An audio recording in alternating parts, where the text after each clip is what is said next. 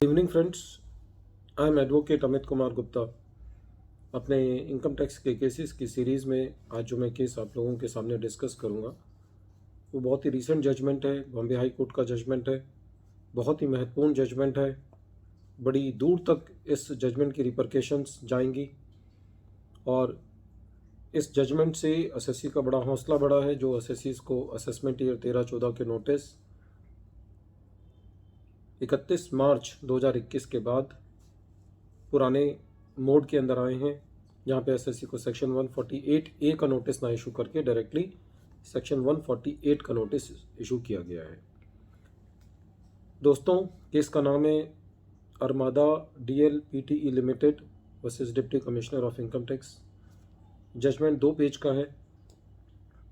SSC को section 148 का notice receive हुआ असेसमेंट ईयर 13-14 के लिए 31 मार्च 2021 के बाद।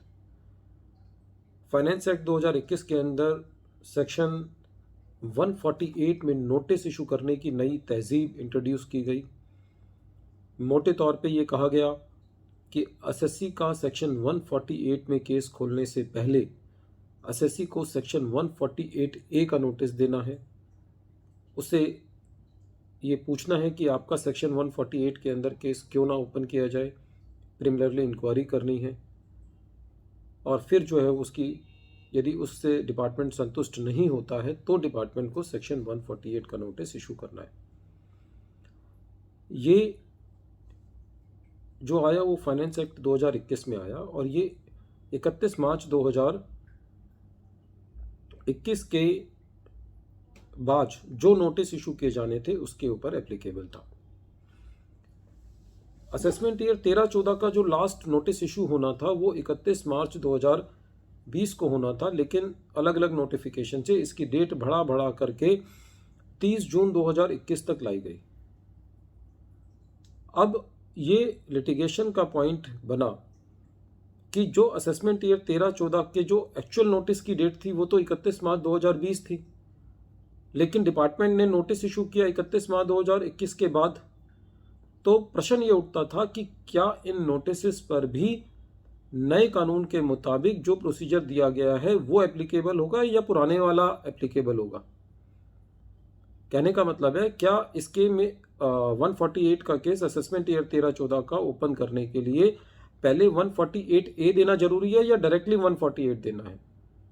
तो इस केस में एसएससी का ये कहना था कि जब एक बार आप नए प्रोविजंस को ले आए तो अब पुराने प्रोविजंस का कोई मतलब नहीं रह जाता और आपको नए प्रोविजंस के मुताबिक जो है वो केस रीओपन करना था। पहले 148A का नोटिस देना था और फिर जो है उसका केस रीओपन करने के लिए सेक्शन 148 में नोटिस देना था। इस चीज को लेके ही एसएससी जो है वो रिट में गया और बॉम्बे हाई कोर्ट ने सेक्शन 148 के ऊपर जो है वो स्टे लगा दिया। डिपार्टमेंट को उनका पक्ष रखने के लिए कहा गया, उन्होंने टाइम मांगा, इसीलिए डिपार्टमेंट ने जो भी नोटिस इशू किया गया था उसके ऊपर स्टे लगा दिया। फ्रेंड्स, बहुत ही महत्वपूर्ण जजमेंट है।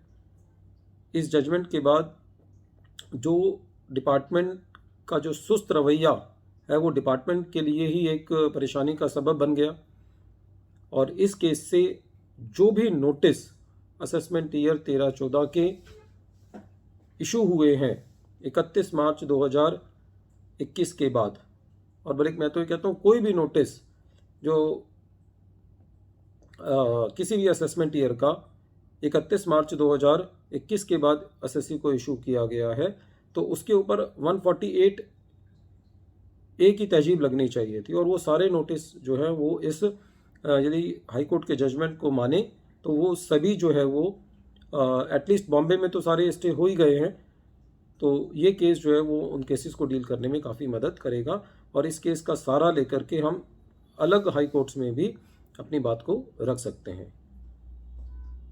फ्रेंड्स, इस जजमेंट से जहाँ पे भी एसएससी अपने 148 के केसेस को डील कर रहे हैं तो इसके लिए वो रिट में जा सकते हैं। ये बहुत एक अच्छा मौका है डिपार्टमेंट को बैकफुट पे लेने का और उम्मीद है कि जो आगे जजमेंट्स आएंगे वो एसएससी के फेवर में रहेंगे। Once again I am repeating the name of the case. The name of the case is Armada DL PTE limited versus the Deputy Commissioner of Income Tax, and this case has been decided very recently on 3rd June 2021. Thank you friends. Thank you.